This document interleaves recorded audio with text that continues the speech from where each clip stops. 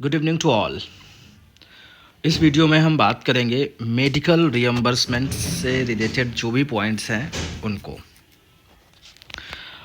क्योंकि काफ़ी क्वेरीज आ रही थी कि सर मेडिकल रियम्बर्समेंट कैसे होगा, क्या प्रोसीजर है, क्या क्या करना, क्या क्या सावधानियां रखनी है, कितना पैसा मिलेगा, किस हिसाब से होगा। तो ये कुछ इसमें चीज़ें हैं जो शायद आपकी मदद करें, क्योंकि कुछ चीज़ों में थोड़ा सा हमें कॉशियस रहना पड़ेगा, केयरफुल रहना पड़ेगा, उन चीज़ों को फॉलो करना पड़ेगा। और अगर आप उन चीज़ों को फॉलो कर लेते हैं तो फिर आपको कहीं पर कोई प्रॉब्लम नहीं आएगी और लगभग आपका जो भी एक्सपेंडिचर होगा वो आपको रियम्बर्स हो जाएगा। तो देखते हैं। हालांकि नेस्ट ने अपना जो मेडिकल अटेंडेंस रूल है उसको सर्कुलेट किया था, सभी के पास वो फाइल होगी और इसमें इन्होंने कुछ पॉइंट्स यानी उसी को कह सकते हो ब्रीफ में समराइज़ कर दिया है। तो देख लेते क्या क्या चीज़ें हैं। जैसे कि ये डेट कब से है, 23/12/2024 से इफ़ेक्ट में ये आया है, यानी 23/12/2024 के बाद से ही इस नियम के अकॉर्डिंग आपको पैसा रियम्बर्स होगा। उसके पहले का इनका कोई प्रोसीजर नहीं था, तो अगर उससे पहले आपने कराया है तो उसके बारे में कोई क्लियर कट जानकारी नहीं है। तो ये जो नियम इन्होंने बनाए हैं ये 23/12/2024 से। तो सबसे पहले हम बात करेंगे जो आउटडोर ट्रीटमेंट होता है, जैसे ये आउटडोर ट्रीटमेंट या डे केयर प्रोसीजर या पोस्ट हॉस्पिटलाइजेशन या फॉलोअप ट्रीटमेंट। आउटडोर ट्रीटमेंट हम उसे कहते हैं जिसमें हमें एडमिट नहीं होना पड़ता है। कुछ ऐसी मेडिसिन्स होती हैं जो हमारी चलती हैं रेगुलर बेसिस पे, या कह सकते हो कभी कभी कोई समस्या आ गई तो हम एडमिट नहीं होते हैं, लेकिन ऐसे ही डॉक्टर से जा कर के कंसल्ट करते हैं, वो हमें कुछ दवाइयाँ देते हैं, कुछ जांच हमारी होती हैं, कुछ तमाम चीज़ें, जैसा कि आप सभी को पता होगा। तो उसको आउटडोर ट्रीटमेंट कहते हैं। डे केयर प्रोसीजर वही सेम है कि डे केयर थोड़ा सा उसमें कुछ आपके कह सकते हैं कि आपको हेल्दी रखने के लिए, आपको कोई समस्या ना हो, तो कुछ ऐसे चीज़ें, कुछ मेडिसिन्स आपको प्रिस्क्राइब करी जाती हैं, तो उसके लिए हम लेते हैं। दूसरा post hospitalization and follow up treatment. सभी को पता होता है जब हम एडमिट होने के बाद, जब डिस्चार्ज हो जाते हैं, जैसे एडमिट हुए, ट्रीटमेंट चला, फिर डिस्चार्ज हो गए, तो डिस्चार्ज होने के बाद जो फॉलोअप होता है, हमें जैसे बुलाया जाता है हॉस्पिटल में, या डॉक्टर कहता है कि भाई इस तारीख को आप आ जाना, दिखा देना क्या प्रोग्रेस हो रही है। तो ये तमाम चीज़ें, मतलब इसको आप सीधे ऐसे समझ सकते हैं कि ये ऐसे केसेस है जिसमें हमें एडमिट नहीं होना है। तो इसको इस तरीके से आप समझ सकते हैं। इस केस में क्या करना है, कैसे आपका रियम्बर्स होगा, तो इनका कहने का मतलब है कि next employee shall submit his claim in Annexure 1 medical reimbursement claim form along with prescription slip, bills, consultation fee receipt, laboratory and investigation receipts. It's in original and duly self-certified by the employee concerned. The medical expenses on OPD treatment shall be reimbursed as per the CGHS या AIIMS rate or as per actual, whichever is less. In case there is no CGHS AIMS rates, the rates allowed should not be more than lowest CGHS AIMS rate in adjoining area. मतलब इसमें ये कह रहे हैं कि जो भी आपके एक्सपेंसेस होंगे इस मामले में, जब आप फॉलोअप ट्रीटमेंट करा रहे हैं, डे केयर ट्रीटमेंट करा रहे हैं, आउटडोर ट्रीटमेंट करा रहे हैं, पोस्ट हॉस्पिटलाइजेशन वाला ट्रीटमेंट करा रहे हैं, तो जो भी आपके एक्सपेंसेस हैं तो वो प्रिस्क्रिप्शन स्लिप जो डॉक्टर आपको देता है, आपके बिल्स जो मेडिसिन्स पे जो आप खर्च करते हैं, या अदर कोई भी बिल्स जिसमें अमाउंट मेंशन होता है, और कंसल्टेशन फ़ी रिसीप्ट, ये सारी चीज़ें, और आपकी रिपोर्ट्स वगैरह, इन्वेस्टिगेशन, लेबोरेटरी जो भी हैं, तो जिसमें भी अमाउंट लिखा है वो सारी, और प्रिस्क्रिप्शन स्लिप, ये सब लगा कर के ओरिजिनल फॉर्म में उसको आप सेल्फ सर्टिफाई करेंगे, यानी अपने साइन करेंगे और फिर उसको आप प्रिंसिपल को सबमिट करेंगे। तो यहाँ पर जो रियम्बर्समेंट होगा वो CGHS रेट के हिसाब से होगा।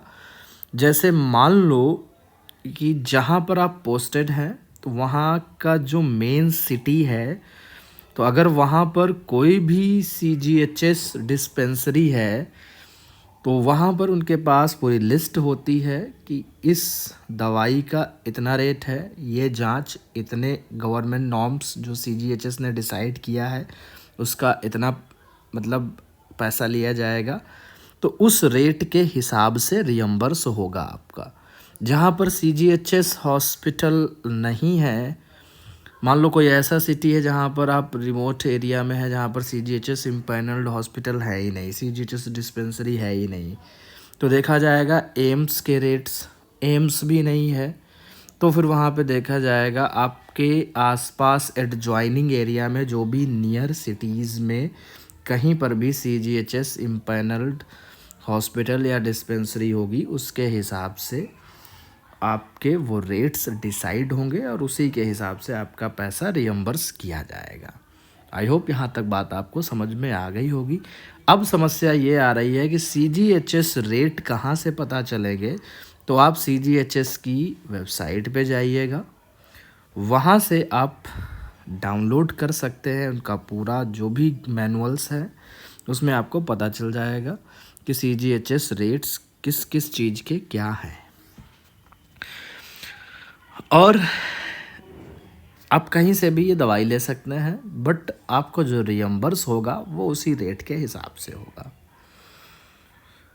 अब जैसे इसमें है treatment can be taken in any state central autonomous body hospitals CGHS empanelled hospitals in case of emergency treatment may be taken from any nearest hospital and reimbursement claims for such cases should be supported with emergency certificate. बस थोड़ा सा difference ये हो जाता है कि जब हम किसी ऐसे प्राइवेट हॉस्पिटल से ट्रीटमेंट कराते हैं तो वो इमरजेंसी सर्टिफिकेट चाहिए होता है, बस इतना है।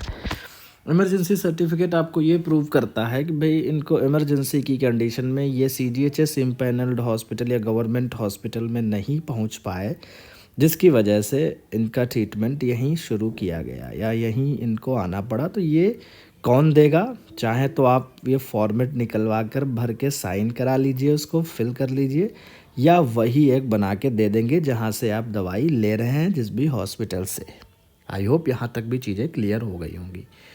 मतलब एक इमरजेंसी सर्टिफिकेट अगर आप प्राइवेट हॉस्पिटल से ट्रीटमेंट करा रहे हैं तो वो आपको इमरजेंसी सर्टिफिकेट बना के दे देंगे, चाहे वो अपने एंड से बना के अपने किसी फॉर्मेट पे दे दे या आप अपना फॉर्मेट डाउनलोड करके उसको फिल कर लीजिए, वो सर्टिफाई करा लीजिए, दोनों केसेस। अब इसमें power to approve the medical expenditure की बात करी गई है। जैसे बात करें इस पर, जो डे केयर प्रोसीजर या फॉलोअप में प्रिंसिपल जो अप्रूव करेगा up to ₹5,000 in each case subject to 12 month ceiling of ₹25,000 for an employee. मतलब इसमें कह रहे हैं हर केस के लिए 5,000 रुपये तक प्रिंसिपल कर सकता है, लेकिन एक साल में पूरा 25,000 तक। जैसे हर केस के लिए, जैसे आपको कुछ फीवर हो गया या कुछ चोट लग गई या कुछ अन्य कोई समस्या आ गई, तो उस समय आप ट्रीटमेंट करा रहे हैं, दवाई लेने जा रहे हैं, तो वो जो भी ड्यूरेशन होगी आपकी दवाई, मान लो 5 दिन चली, 10 दिन चली, 15 दिन चली, 20 दिन एक बार में, तो ये अमाउंट 5,000 तक का जो अमाउंट होगा, तो ये एक केस हो गया, तो ये आपका एक केस हो गया, तो 5,000 तक प्रिंसिपल कर सकता है। अब मान लो आपकी पूरा ज़्यादा ही चल रहा है, ठीक है, मान लो कि 2 महीने हो गए, 3 महीने हो गए, 4 महीने हो गए, 5 महीने हो गए, और अमाउंट आपका ज़्यादा है, तो अमाउंट जब ज़्यादा होगा तो फिर वो जो है अबव ₹5,000 इन ईच केस और above ₹25,000 in 12 month subject to ceiling of ₹1 lakh for an employee. तो यानी 25,000 से ऊपर और 1 लाख तक कौन करेगा? Nodal officer of state society officer in charge RO। अब इसमें कन्फ्यूज़न होगा आपको, ऊपर 5,000 लिखा है, 25,000, इसका क्या मतलब है? 25,000 का मतलब ये हुआ कि एक केस के लिए 5,000 तक ही है और 12 महीने में अलग अलग केसेस के लिए 25,000 तक, यानी 12 महीने में आप 5 केसेस तक दिखा सकते हैं, मतलब 5 × 5 25,000। आई होप क्लियर हो गया होगा। तो ये प्रिंसिपल के पास अथॉरिटी है। जैसे मान लो हमने अभी ट्रीटमेंट कराया, कुछ दिन हमारा 10-20 दिन जो भी ट्रीटमेंट चला, तो वो एक केस हो गया, 5,000 से कम है अगर अमाउंट, तो प्रिंसिपल अपने एंड से ही उसको सैंक्शन कर देगा, वो हमें मिल जाएगा। फिर 2-3 महीने बाद कोई और समस्या हो गई, तो वहाँ पर भी वो दूसरा केस आपका होगा, तो वहाँ तक 5,000 तक आप करा सकते हैं। फिर मान लो उसके बाद कोई तीसरा केस आगे जाके बना, तो वहाँ भी 5,000 तक। तो ऐसे करके यानी पूरे साल में 25,000 लिमिट है 12 महीने के लिए, और एक केस के लिए 5,000। तो इतनी अगर आपकी लिमिट है इसी के अंदर, तो प्रिंसिपल ही सैंक्शन कर देगा। लेकिन इससे ऊपर अगर आपका हो गया above ₹5,000 in each case or above ₹25,000 in 12 months subject to ceiling of ₹1 lakh for an employee। अब मान लो आपका 25,000 से ऊपर हो रहा है और 5,000 से ऊपर हर केस के लिए, जैसे अभी हमने बताया था, मान लो आपका 1 महीने 2 महीने ट्रीटमेंट चला और वो 5,000 से ऊपर का अमाउंट है, तो फिर वो जाएगा कहाँ पर? स्टेट सोसाइटी उसको अप्रूव करेगी, सैंक्शन करेगी, फिर प्रिंसिपल के पास पावर नहीं है। और 1 लाख मतलब 12 महीने में, तो इसको ऐसे समझ लीजिए, 12 महीने में 1 लाख है और 5,000 से ऊपर हर केस के लिए, तो उसके लिए आपको स्टेट सोसाइटी जो भी वहाँ पे नोडल ऑफिसर होगा उसको प्रिंसिपल के थ्रू आप बिल एंड वाउचर्स वहाँ भेजेंगे, वो सैंक्शन करेगा। अब ये कह रहे हैं कि cases not covered 1 and 2 above, जो केसेस 1 और 2 में कवर नहीं किए गए, यानी 1 लाख से ऊपर, जो 1 लाख से ऊपर का अमाउंट अगर आपका 1 साल में बन रहा है, तो वो फिर एडिशनल या जॉइंट कमिश्नर नेक्स्ट उसके पास सैंक्शनिंग पावर है, ना प्रिंसिपल कर सकता ना स्टेट सोसाइटी। तो इसको आप मोटा मोटा ऐसे समझ लीजिए, अगर एक बार में आपके 5,000 रुपये तक का खर्चा है तो प्रिंसिपल अप्रूव कर देगा। उससे ऊपर का एक बार में अगर आपका खर्चा है, एक बार ट्रीटमेंट करा रहे हैं 5,000 से ऊपर है, तो सोसाइटी करेगी 1 लाख तक, और 1 लाख से भी ऊपर अगर खर्चा आपका आ रहा है तो वो फिर नेस्ट करेगा। अब इसमें concern official of MRS shall scrutinize the medical claims and submit to the principal or concerned state society, regional office, nest headquarter with the recommendation from principal as the case may be। तो इसमें है क्या? Concern official of AMRS shall scrutinize the medical claims and submit to the principal। तो यहाँ पर जो है जैसा भी केस हो आपका, अगर आप प्रिंसिपल, मतलब आप तो प्रिंसिपल के पास ही करेंगे, फिर प्रिंसिपल उसको आगे फॉरवर्ड करेगा। और वैसे इसमें तो इन्होंने ये लिख रखा है कि जैसा भी केस हो आपका, प्रिंसिपल अगर है तो प्रिंसिपल के पास करेंगे, स्टेट सोसाइटी है तो स्टेट सोसाइटी के पास करेंगे, नहीं तो नेस्ट के पास करेंगे, और वो भी रिकमेंडेशन फ्रॉम प्रिंसिपल रिकमेंड करेगा। ठीक है, मतलब आप सारी चीज़ें उसी के थ्रू प्रॉपर चैनल से भेजेंगे। फिर इसके बाद है principal, state society, regional office, NEST headquarter will examine the same and will issue sanction of expenditure. जैसा भी केस होगा, आप जो बिल वाउचर सबमिट करेंगे, अगर प्रिंसिपल की बाउंड्री में आ रहे हैं तो प्रिंसिपल उसको स्क्रूटनाइज करेगा, स्टेट सोसाइटी की बाउंड्री में आ रहे हैं तो स्टेट सोसाइटी स्क्रूटनाइज करेगी, देखेगी सब कुछ सही है कि नहीं। रीजनल ऑफिस या नेस्ट, जैसा भी केस हो, वो लोग क्या करेंगे, उसको स्क्रूटनाइज करेंगे और फिर उसको क्या करेंगे, सैंक्शन करेंगे। फिर है concerned MRS accountant official shall enter the sanctioned amount of medical reimbursement in the HRMS portal and shall be paid along with monthly salary bill of the employees. All the approved bill should be counter signed by principal and accountant office in charge. अब मान लो principal ने approve किया, तब तो वो उसमें कोई समस्या नहीं है, वो जब भी आपकी सैलरी आने वाली होगी जिस भी मंथ की, और उसी मंथ में वो पैसा उसी के साथ आ जाएगा। अब मान लो स्टेट सोसाइटी करती है तो वो प्रिंसिपल को भेजेगी सैंक्शन करके अमाउंट कि इसका, इस एम्प्लॉय का इतना अमाउंट सैंक्शन किया गया, तब भी प्रिंसिपल और अकाउंटेंट की जिम्मेदारी होगी कि वो उसके मंथली जो सैलरी बिल बनता है उसमें उसको ऐड करके भेजेगा।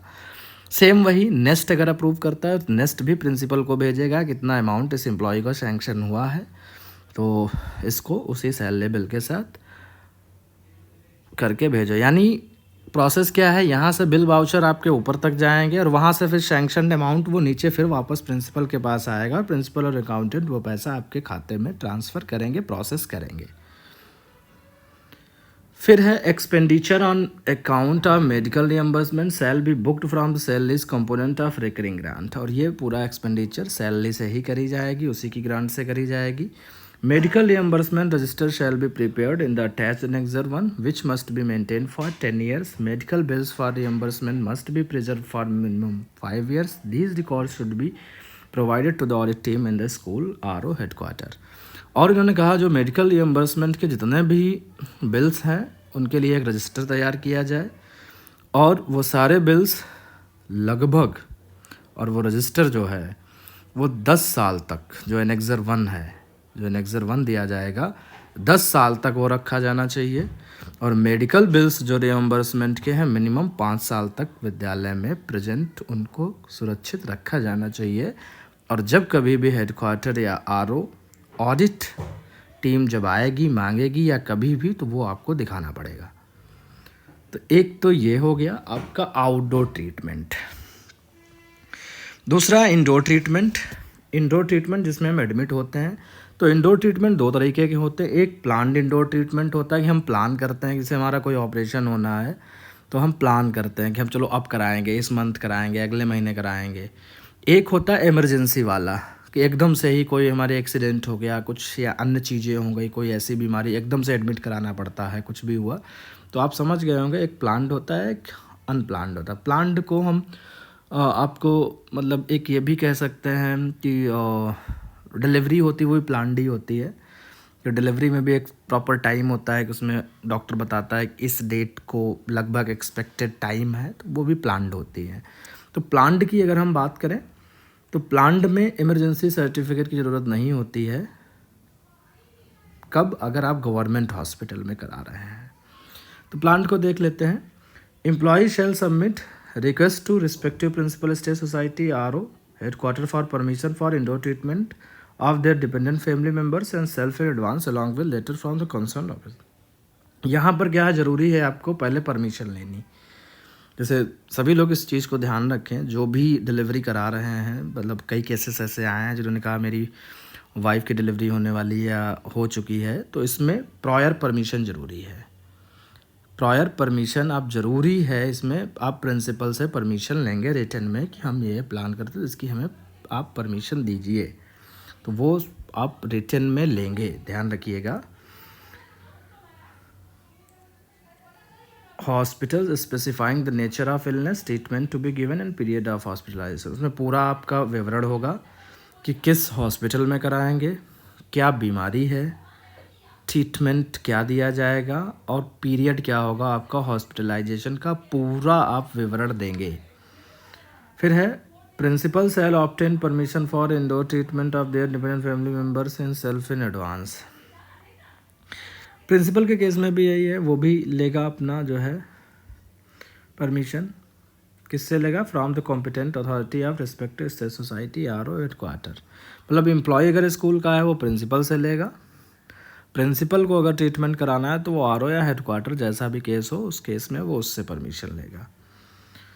फिर है NEST headquarter RO staff will submit their request for planned indoor treatment to the NEST headquarter. और नेस्ट हेडक्वार्टर या RO स्टाफ यानी रीजनल ऑफिसेस स्टेट सोसाइटी, उनका कोई भी एम्प्लॉय है तो वो किससे लेगा? नेस्ट से परमिशन लेगा। तो ये था परमिशन लेना जब प्लान्ड आप करा रहे हैं, परमिशन मस्ट है। फिर है employee shall take the treatment and submit his claim to the principal of MRS in Annexure 2 medical reimbursement claim form along with original prescription slip bills consultation fee receipt। बाकी ये वही है point कि इसमें फिर जब आप ट्रीटमेंट करा लेंगे तो जो भी बिल वगैरह जो भी हैं आपके, सब वही बिल वाउचर जो हम पहले बता चुके, वो सारे आप Annexure 2 में जो मेडिकल रियम्बर्समेंट क्लेम फॉर्म है उसमें लगा के आप सबमिट करेंगे, जैसा भी आपका केस हो। MRS का एम्प्लॉय है प्रिंसिपल के पास करेगा, प्रिंसिपल है स्टेट सोसाइटी के पास करेगा, स्टेट सोसाइटी है तो वो आपका हेडक्वार्टर के पास करेगी। RO staff other than head of office shall submit his claim to the head of office. Reimbursement cases of head of office should be submitted to NEST. ये पूरा दिया है। Concerned official shall scrutinize the medical claims and submit to concerned principal or state society regional office with recommendation through principal as the case may be. वही process है कि जब आप bill करेंगे उनको प्रोसेस किया जाएगा, स्क्रूटनाइज किया जाएगा, एग्जामाइन किया जाएगा, फिर उसको सैंक्शन किया जाएगा। जो भी आपकी अथॉरिटी होगी सैंक्शनिंग, जैसा भी आपका केस हो। अब इसमें power to approve the medical expenditure to the following officer. अब ये है इंडोर ट्रीटमेंट में, प्लान ट्रीटमेंट में कितने तक का किसके पास पावर है, कितना अमाउंट। प्रिंसिपल जो है up to ₹1 lakh for an employ in 12 month. Indoor treatment का अगर 1 लाख अमाउंट है तो प्रिंसिपल ही सैंक्शन कर देगा, वो ऊपर नहीं फिर जाएगा। 1 लाख से 5 लाख के बीच है तो वो nodal officer of state society officer RO करेगा, और इससे ज़्यादा का अमाउंट है तो नेस्ट करेगा। सैंक्शन ध्यान रखिएगा, सैंक्शन का समझते हैं स्वीकृत करना। कितना अमाउंट, जैसे मान लो खर्चा आपका हुआ 2 लाख, तो स्क्रूटनाइज किया जाएगा कि आपका एक्चुअल CGHS रेट के हिसाब से कितना बन रहा है। 1 लाख बन रहा, 1.5 लाख बन रहा, 50,000 बन रहा, 1,80,000 बन रहा, या जो भी है, तो वो जो अमाउंट जो है वो स्वीकृत जितना किया जाएगा उतना आएगा आपके अकाउंट में। बाकी सारी चीज़ें वही। MRS state society regional office examine the same and will pre audit and sanction expenditure और send it to the state society. वही है जो भी केसेस हों, ये सारी चीज़ें वही बातें जो हमने ऊपर करी थी, ठीक है। बस थोड़ा सा अमाउंट का वेरिएशन आ जा रहा है और डिफरेंस दोनों में समझे तो ऊपर आपको परमिशन नहीं लेनी है, यहाँ पे परमिशन लेनी है। Concern officer shall enter the amount of medical, वही सारी चीज़ें जो हमने ऊपर बात करी थी। जितना भी आपका सैंक्शन होगा उसको मंथली बिल के साथ प्रोसेस किया जाएगा। अब देखो ये दूसरा आ गया है इंडोर ट्रीटमेंट इमरजेंसी वाला, जिसमें इमरजेंसी में आपको एडमिट होना पड़ रहा है। तो इमरजेंसी में तो आप वो नहीं ले पाएंगे। मान लो आप जा रहे हैं, आपका एक्सीडेंट हो गया कहीं या कुछ और कैजुअलिटी हो गई, तो उसमें आप क्या परमिशन लेने जाएंगे तब? तो वो तो इमरजेंसी की कंडीशन है, तो वहाँ परमिशन नहीं लेनी है। वहाँ पर क्या करना है, हमें एडमिट हो जाना है तुरंत। बस ये थोड़ा सा डिफरेंस है, वहाँ जाके हमें एडमिट हो जाना है।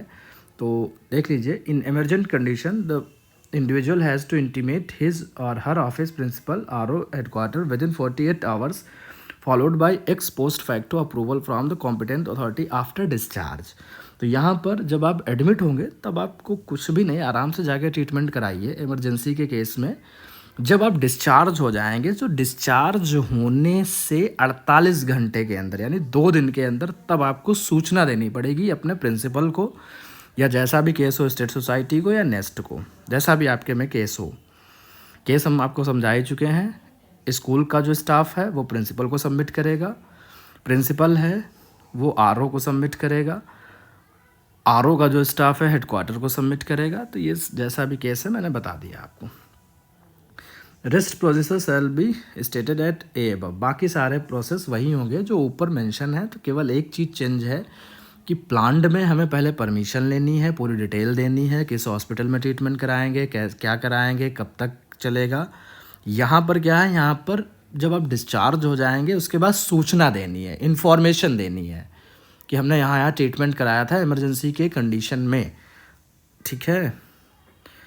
अब है in case the IPD treatment taken from the any hospital other than nest और CGHS इंपेनल hospital central state government the claim of more than ₹1 lakh shall be verified by the committee constituted by the competent authority principal in case of employ posted in MRS। तो यहाँ पर जो है जो भी आपका पैसा खर्च होगा तो 1 लाख तक तो प्रिंसिपल स्क्रूटनाइज कर सकता है। उसके ऊपर आपका जो भी है, जैसे भी ऊपर केसेस थे उसी के हिसाब से होगा, ठीक है। द कमेटी वेरीफाई करेगी और आपको एक सर्टिफिकेट, मतलब principal in case employ posted the committee shall verified the genuineness of the claim and make recommendation accordingly only for emergency cases along with emergency certificate issued by the hospital. क्योंकि यहाँ पर emergency वाला है, अब अचानक से वो emergency certificate चाहिए। यहाँ पे ध्यान रखिएगा, यहाँ पर क्या चाहिए आपको, इमरजेंसी सर्टिफिकेट चाहिए। मेडिकल एडवांस की बात करी गई है, एडवांस कितना मिल सकता है। तो MRS next employ may be granted, ज़रूरी नहीं है, कंपलसरी नहीं है कि वो करे ही, लेकिन अगर उसको लगता है तो 90% आपको CGHS पैकेज रेट पर आपको पैसा दे सकता है एडवांस में, but not compelled. On रिसीव्ट of A certificate from the treating physician of government recognise CGHS imperial hospital in all case of hospitalisation, वो भी CGHS रेट के हिसाब से 90% पैसा आपको एडवांस में दिया जा सकता है। Such advance will be adjust in the final medical, तो फिर वो जो एडवांस होगा वो तो ये एडजस्ट हो ही जाएगा जो भी है बाद में। Power to approve advance shall principal for all staff of MRS other than self, for principal and our staff, तो ये पूरी चीज़ें दी हैं। रेट CGHS के आप लोग देख लीजिए। Nearest CGHS city rate shall be applicable for the treatment taken under these rules, जो भी पास में CGHS होगा, जो भी CGHS सिटी में जो भी रेट्स चल रहे होंगे उसके हिसाब से आपका पैसा रियम्बर्स होगा।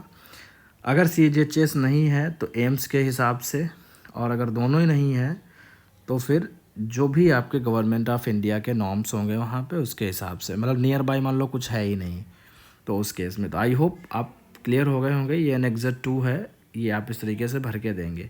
तो हमने 2-3 चीज़ें बताई। एक फॉलोअप आउटडोर ट्रीटमेंट, उसमें क्या है आपको परमिशन नहीं लेनी है, ठीक है, आप दवाई ले सकते हैं अगर गवर्नमेंट हॉस्पिटल से या CGHS इम्पेरियल हॉस्पिटल से हैं तो ऐसे ही, फिर उसके बिल सबमिट कर दीजिए, लेकिन बाउंडेशन है 5,000 तक का ही, ठीक। उसके ऊपर फिर वो ऊपर जाएगा, मतलब 5,000 मतलब केवल प्रिंसिपल, फिर उससे ऊपर 1 लाख तक सोसाइटी, उससे ऊपर फिर वो नेक्स्ट जाएगा। तो ये केस हो गया। लेकिन यहाँ पे अगर आप किसी पास में ही अगर मान लो CGHS इम्पेरियल नहीं है, कोई प्राइवेट हॉस्पिटल है, तो आपको इमरजेंसी सर्टिफिकेट देना पड़ेगा। दूसरा केस है प्लान्ड इंडोर ट्रीटमेंट, जब एडमिट होते हैं तो प्लान्ड में क्या है, हमें परमिशन लेनी होगी, प्रॉपर परमिशन के बाद फिर हमें सारे बिल सबमिट करने हैं।